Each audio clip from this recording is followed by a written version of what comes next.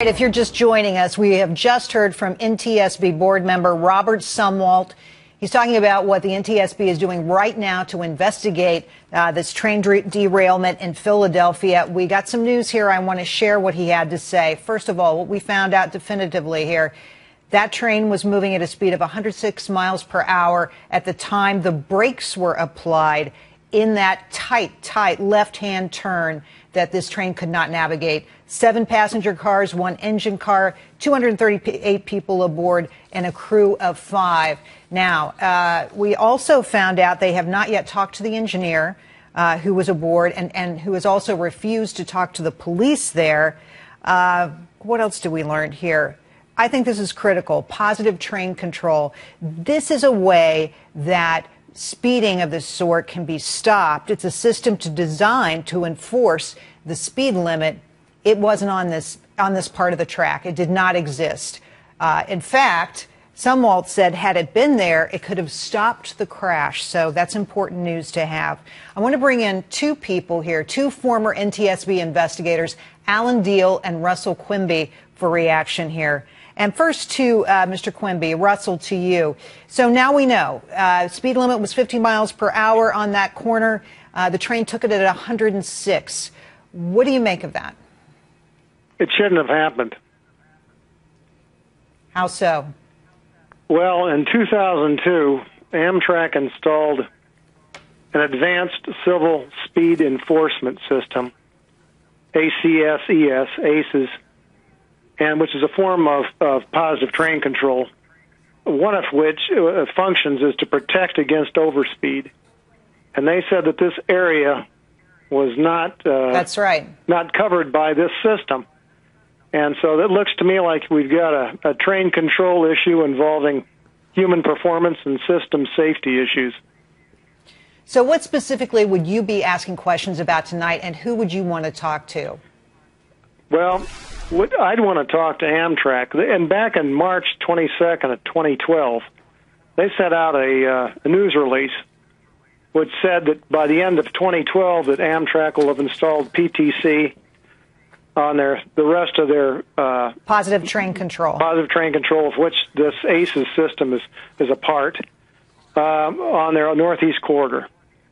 And my question would have been who decided this area wasn't going to be covered? And if it was covered, why wasn't it functioning at the time of the accident?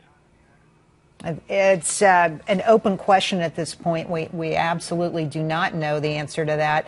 And, of course, what was interesting about this press conference, too, was Robert Sumwalt was very clear in saying there are a lot of questions we don't have answered. You know, we're just getting started here. We'll be at least a week on the ground. They're going to have more work to do in Washington, D.C. Alan, to you, what did you make of this detail, this level of detail? So the speed limit going into the curve, 80 miles per hour.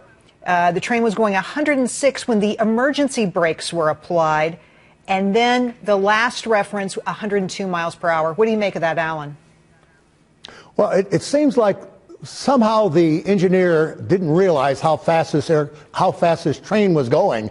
So that's why the safety board will really want to talk with him after he's off sedation, if he's on sedation. Is that what happens?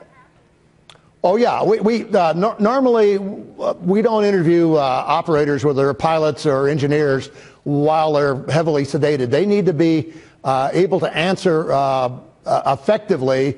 And so, yeah, they'll wait till the attending physician says he can be interviewed. Now, one thing you should know, Gerri, is the evidence gathered in these NTSB investigations is not admissible in a court of law. So he can tell us exactly what happened and not worry about the FAR taking his license based on what he tells the NTSB. I think that's one of the ways we are so able to get at the truth, and that's embedded in the law, Gerri. Russell, to you, lots of questions obviously about the engineer and what happened with the engineer, but could there be other systems, other equipment that could have failed as well? Because look at essentially, Sumwalt here was saying we're going to look at the tracks, the signals, the operations of the train, the mechanical condition of the train, emergency responses. Could something else have gone wrong? Well, certainly something else could have gone wrong or maybe even contributed to this, but to me it depends on how fast he accelerated from up to 80 miles an hour, and then how close and how much time he had to decelerate. If he wasn't paying attention, if he was checking his lunch, making sure he had all his rules, who knows? If he wasn't paying attention, that train could easily accelerate away from him before he realized what was going on. I don't think that might have been the case. You don't know. Alan, you're an expert in looking at the human aspect of this, the contribution of this engineer, whose name we don't even know at this point. In a typical investigation, what would you look at? What are the range of questions you would have about that human? Well, obviously, you ask the obvious question that Russell just mentioned. When did you start to recognize there was a problem? Why did you not decelerate earlier? But there's a whole lot of things that you have to deal with. Were there any visual illusions? We would be asking him about the ergonomics of the controls and the displays in that cab. So we'd also go back and ask him for a 72-hour inventory to see if he was well rested. We know that in 2013 there was a passenger train crash where I believe it was reported that the engineer was literally asleep. Now, Russell may be able to amplify that. So there are a series of questions. We'll also go back into his training and his personality factors. Has this guy had a lot of traffic accidents lately? Has he gone through a divorce? Is there a death in the family? Are there other things that can degrade his human performance?